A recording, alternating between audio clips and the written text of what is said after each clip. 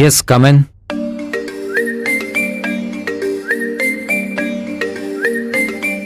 ವೀರ್, ನಾನು ನಿನ್ನ ಹತ್ರ ಸ್ವಲ್ಪ ಮಾತಾಡ್ಬೇಕಿತ್ತು. ಹೇಳು. ಯಾಕ್ ವೀರ್, ಒಂಥರ ಇದ್ಯಾ? ಏನಾಯ್ತು? ನಥಿಂಗ್, ಹಾಗೇನಿಲ್ಲ.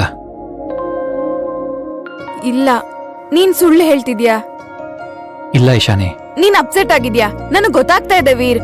ನಿನ್ನೆ ರೆಸ್ಟೋರೆಂಟ್ ಅಲ್ಲೂ ನೀನ್ ಒಂಥರ ಇದ್ದೆ. ಊಟ ಮಾಡ್ದೆ, ಅರ್ಜೆಂಟಲ್ಲಿ ನನ್ನ ಕರ್ಕೊಂಡ್ ಬಂದೆ.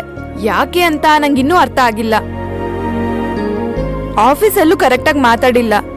ನೀನು ತುಂಬಾ ಡಿಸ್ಟರ್ಬ್ ಆಗಿದ್ಯಾ Veer? What happen? No Ishani, ಹಾಗೇನಿಲ್ಲ.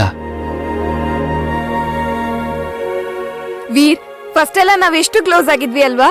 ನೀನ್ ಅಮೆರಿಕಾಗ್ ಬಂದಾಗ ಔಟಿಂಗ್, ಶಾಪಿಂಗ್ ಅಂತ ನಾವ್ ಮನೇಲೇ ಇರ್ತಾ ಇರ್ಲಿಲ್ಲ. ನೀನ್ ಲಂಡನ್ಗ್ ಬಂದಾಗ ನಾವಿಬ್ರು ಎಷ್ಟು ಖುಷಿಯಾಗಿದ್ವಿ, ಎಷ್ಟು ಕಂಟ್ರಿ ಸುತ್ತಾಡಿದೀವಿ. ನಿಂಗ್ ಅದೆಲ್ಲ ನೆನ್ಪಿದ್ಯಾ?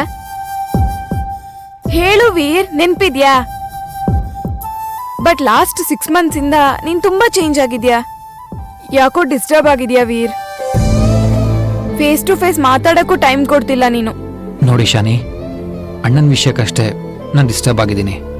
ಇರ್ಬಹುದು ವೀರ್, ಬಟ್ ನಾನು ಇಲ್ಲಿ ಬಂದ್ಮೇಲೂ ನೀನ್ ಹಾಗೆ ಇದೆಯಾ. ನನ್ ಜೊತೆ ಮಾತಾಡಕ್ಕೂ ಟೈಮ್ ಕೊಡ್ತಿಲ್ಲ. ವೈ? ಅದು ಇಶಾನಿ, ನಾನು ನಿಂಗೆ ಹೇಗೆ ಹೇಳಲಿ? ಮ್ಯಾರೇಜ್ ಕೂಡ ಅಥರ್ವ ಸರಿ ಹೋದ್ಮೇಲೆ ಅಂತ ಹೇಳ್ತಿದ್ಯಾ? ಎಸ್ ಇಶಾನಿ, ಅವನು ಈ ಸ್ಥಿತಿಲಿದ್ದಾಗ ನನ್ನ ಮದ್ವೆ ಬೇಡ ಅನ್ಸ್ತಾ ಇದೆ. ಅಥರ್ವ ಇನ್ನೂ ರಿಕವರ್ ಆಗ್ತಿದ್ದಾನೆ, ಬಟ್ ಯಾವಾಗ ಸರಿ ಹೋಗ್ತಾನೋ ಗೊತ್ತಿಲ್ಲ. ಇನ್ನೂ ಎಷ್ಟ್ ದಿನ ಅಂತ ವೇಟ್ ಮಾಡಕ್ಕಾಗತ್ತೆ? ವೇಟ್ ಮಾಡಬೇಕು ಇಶಾನಿ. ಅವನು ಬೇರೆ ಯಾರೂ ಅಲ್ಲ, ನನ್ನ ಅಣ್ಣ. Okay okay, cool. ಇದ್ರ ಬಗ್ಗೆ ಆಮೇಲೆ ಡಿಸ್ಕಸ್ ಮಾಡೋಣ. ನಂಗೊಂದು ಡೌಟ್ ಇದೆ. ಡೌಟಾ? ಏನು? ನಾನಂದ್ರೆ ನಿಂಗೆ ಇಷ್ಟ ಇಲ್ವಾ? ಅದಕ್ಕೆ ನನ್ನ ಅವಾಯ್ಡ್ ಮಾಡ್ತಿದ್ಯಾ? ನನ್ನಿಂದ ಏನಾದ್ರೂ ಡಿಸ್ಟರ್ಬ್ ಆಗ್ತಾ ಇದ್ಯಾ? ಟೆಲ್ ಮಿ ವೀರ್, ನಿನ್ನ ಕೇಳ್ತಾ ಇರೋದು. ಇಲ್ಲ ಇಶಾನಿ, ಆ ಥರ ಎಲ್ಲ ಏನೂ ಇಲ್ಲ. ನಿನ್ನ ಆನ್ಸರ್ ನಂಗೆ ಸ್ಯಾಟಿಸ್ಫೈ ಆಗ್ತಿಲ್ಲ. ಡೈರೆಕ್ಟ್ ಆಗಿ ಒಂದು ಕ್ವಶನ್ ಕೇಳ್ತೀನಿ. ನೀನ್ ಯಾರನ್ನಾದ್ರೂ ಲವ್ ಮಾಡ್ತಾ ಇದ್ಯಾ?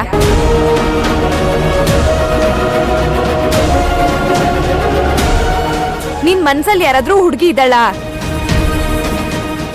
ಅದು ಇವತ್ ನನ್ ಕ್ವಶನ್ಗೆ ಆನ್ಸರ್ ಸಿಗ್ಲೇಬೇಕು. ಹೇಳು ವೀರ್. ಅದು Ishani. Come on Veer, tell me. S.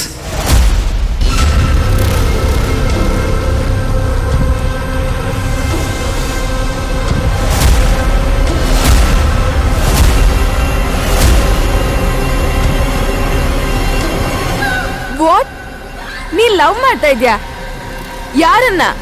Ishani, ಅದು ನನ್ನ ಡ್ರೀಮಲ್ಲಿ ಒಬ್ಳು ಹುಡುಗಿ ಬರ್ತಾ ಇದ್ಲು. ನಂಗೆ ತುಂಬ ಡಿಸ್ಟರ್ಬ್ ಮಾಡ್ತಾ ಇದ್ಲು. ನಾನು ಅವಳನ್ನು ತುಂಬ ಇಷ್ಟಪಡ್ತಾ ಇದ್ದೀನಿ.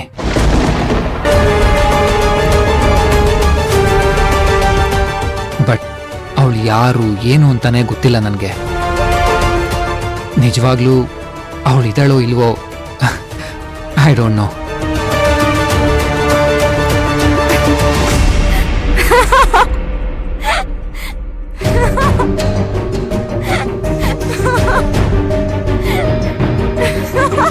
ಇಶಾನಿ, ಯಾಕೆ ನಗ್ತಾ ಇದೀಯಾ?